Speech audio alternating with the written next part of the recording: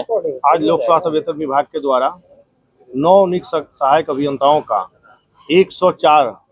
जो नवनियुक्त सहायक अभियंता हैं उनको एक दिवसीय उन्मुखी कार्यक्रम रखा गया था। सर सामने देख के बात कीजिए। उस कार्यक्रम में हमारे बिहार के कोने कोने से आए 104 सहायक अभियंता आए थे और ये लोग 2 माह का ट्रेनिंग गया में कर आए हैं। तो आज हम लोगों के सामने एक गेट टुगेदर के रूप में, एक दूसरे को जानने के रूप में, एक दूसरे को पहचानने के रूप में कि हमारे विभाग के जितने भी सीनियर पदाधिकारी हैं वो सभी को एक दूसरे को जाने, इसके लिए आज हम लोगों ने एक उन्मुखी कार्यक्रम के तहत आज एक कार्यक्रम रखा था। इस कार्यक्रम में सबसे महत्वपूर्ण बात ये रही कि हमारे बिहार के लोकप्रिय माननीय मुख्यमंत्री नीतीश कुमार जी का जो 35% जो महिलाओं का आरक्षण देने की बात उन्होंने कही है, निश्चित रूप से लोक स्वास्थ्य अभियंत्रण विभाग ने उसको ध्यान में रखते हुए आज उस भागीदारी को भी निभाया है और महिलाओं की संख्या उतने से ज़्यादा संख्या हमारे 104 जो सहायक अभियंता हैं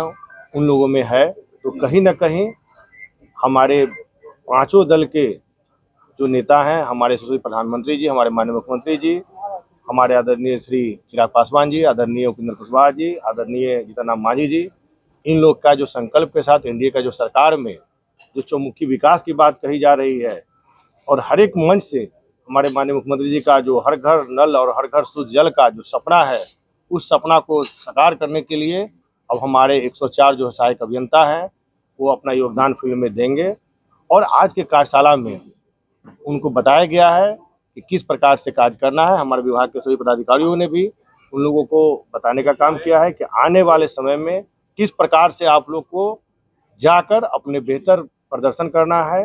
कैसे जाकर आपको अपने क्षेत्र में अच्छे ढंग से काम करना है और विभाग में आने वाले समय में जो भी अच्छे काम करेंगे उन लोगों को हम लोग सम्मान देने का भी काम करेंगे। जैसा कि हमने पिछले प्रेस वार्ता में भी कहा था कि हम अगर किसी को दंडित करते हैं तो प्रोत्साहन के रूप में जो अच्छे काम करेंगे उनको हम लोग सम्मान भी देने का काम करेंगे। इसी के आलोक में आज का यह कार्यक्रम रखा गया था। तो कहीं ना कहीं आज के इस कार्यक्रम से हमारे तमाम जो सहायक अभियंता हैं उनको कल से जाकर अपना वो पदभार ग्रहण करेंगे और अपना कार्य शुरू करेंगे और हमारी शुभकामना उनके साथ है कि आप जाएं और आपके उज्जवल भविष्य की कामना हम करते हैं कि आप दिन दुगना रात चौगुना तरक्की करें और आगे बढ़ें। पिछले महीने जो आपने समीक्षा बैठक की थी उसमें आपने कहा था कि जो काम ठीक से नहीं कर रहे हैं या जिनके काम में गड़बड़ी पाई जाएगी, ऐसी कई एजेंसीज हैं उनको नोटिस किया गया था या कई जगह पर काम खराब होता है या भ्रष्टाचार की बात होती है, ऐसे कुछ लोगों को चिन्हित किया गया, कार्रवाई होगी? सर मैं आंसर कर दूं उसका। निश्चित रूप से अभी जो है सभी जगह पर जो हम लोगों ने कहा था 1 माह का हमने समय दिया था, अभी 20 दिन हुए हैं। आप देख लेंगे अभी 20 दिन हुए हैं, उसमें 10 दिन समय और बचे हुए हैं। 1 माह के बाद हमने कहा था, तो 1 माह जैसे ही पूर्ण होता है उसके बाद विभाग चारों जोन से अपना रिपोर्ट मांगने का काम हम लोग करेंगे। उस रिपोर्ट के आधार पर हमने 2 बातें कही थी, एक तो बिजली का और दूसरा कि जो भी ठेकेदार अपने कार्य को पूर्ण रूप से नहीं करते हैं और अच्छे ढंग से नहीं करते, अच्छे क्वालिटी में नहीं करते हैं, जिनका काम अधूरा है, जिनका काम बंद है, उनके ऊपर मैं पुनः कह रहा हूं कि आने वाले समय में जैसे ही 1 माह पूर्ण होगा और उसके बाद जो रिपोर्ट आएगी और उसमें जो लोग भी दोषी पाए जाएंगे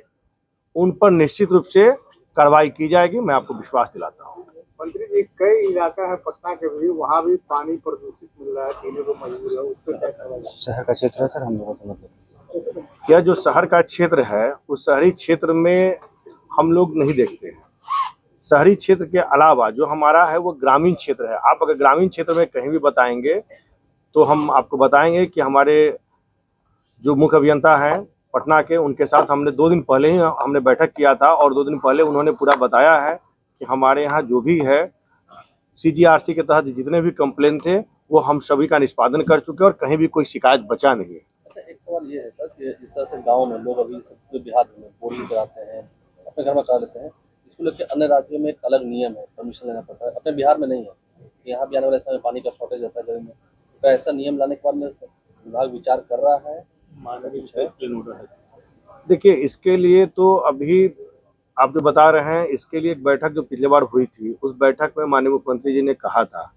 कि अपने अपने विभाग से जिन लोगों का जो भी इस प्रकार की बातें आ रही है, जो दूसरे राज्यों के आपने जो उल्लेख किया है,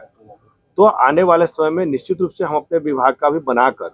और जो सामने जो कैबिनेट की बैठक होती है उसमें हम लोग से जब मांगा जाएगा तो निश्चित रूप से हम भी अपने विभाग से देने का काम सर जो जल स्तर घट रही है लगातार उस पर सवाल किए जा रहे हैं, उसको कैसे देख रहे हैं आप? उसके देखिए, जहाँ जल स्तर घट रही है और जहाँ पानी का दिक्कत हो रही है, वहाँ पे जिस जिलों में ये परेशानियां आ रही है, वहाँ पे हम लोग सरफेस वाटर प्लांट के द्वारा उस जिला में और उस जगह पर हमने पहले भी काम किया है और आगे भी हम लोग काम करेंगे कि जहाँ भी पानी की किल्लत होगी, वहाँ पे हम लोग उसको कैसे बेहतर ढंग से पानी का सप्लाई दे पाएंगे, उसके लिए हम लोग सरफेस वाटर प्लांट लगाने का काम करेंगे। और पानी का जो हमारे माननीय मुख्यमंत्री जी का सपना है, उसमें कहीं भी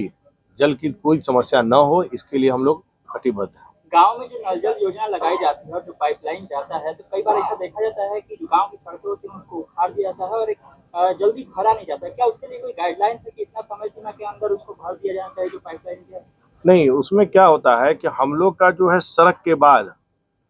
एक निर्धारित है कि 3 मीटर के बाद ही उसका गड्ढा होना है, लेकिन जहाँ रोड जो है सड़कें बहुत छोटी हैं, वहाँ पे सड़क के बगल में जहाँ गड्ढे होते हैं, तो हमारा जो पाइपलाइन जाता है उस पाइपलाइन का नियम है कि जैसे ही आप गड्ढा में पाइप डला जाता है उसके तुरंत बाद उसको हम लोग बंद करवा देते हैं। मंत्री जी, आप कुछ दिन पहले आपको देखा गया था, डायरेक्ट आप शिकायत जो है वो सुन रहे थे, लेकिन अब जमीनी जो हकीकत है वो जानने के लिए टीम गठन कब से करेंगे?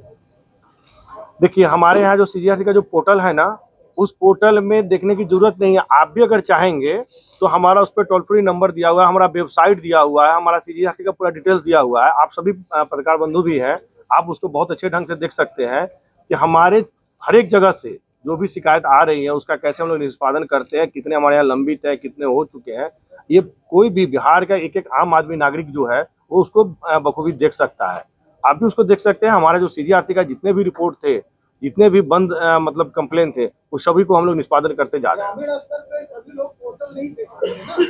आपकी टीम भी वहाँ जाए, वहाँ इन्वेस्टिगेशन करे। इसी के लिए हमारा जो 30 लोगों का कॉल सेंटर है, उस कॉल सेंटर का एक मुख्य कारण यही है कि उस कॉल सेंटर के द्वारा जिनका भी कार्य हो जा रहा है उसके बाद उनको रिवर्ट कॉल जाता है और उनसे पूछा जाता है कि आपका जो काम था वो हो गया, आप इससे संतुष्ट हैं। जब वो बोलते हैं कि हम आपके कार्य से संतुष्ट हैं, तब उस कार्य को बंद किया जाता है, उस कंप्लेंट को बंद किया जाता है। तो आप जो बोल रहे हैं उसी की समस्या की हम लोगों का 30 लोगों का जो कॉल सेंटर है उस काम को करने के लिए पूरे बिहार में वो लगातार लगी रहती है। सर, कभी कभी अधिकारियों के व्यवहार को लेकर आम जनता सवाल करके बात करने के तरीकों को लेकर उस पर मैं तो अपने सभी पदाधिकारियों से बहुत खुश हूँ, क्योंकि हमारे विभाग में ऐसा अभी तक किसी लोगों का कंप्लेन, चाहे कोई आम जनता हो या ठेकेदार हो या फिर कोई आम लोग भी हो, अभी तक मेरे पास ऐसी शिकायत नहीं आई है। अगर भविष्य में ऐसा कोई शिकायत आएगा तो निश्चित रूप से हम लोग उस पर कार्रवाई करने का काम करेंगे।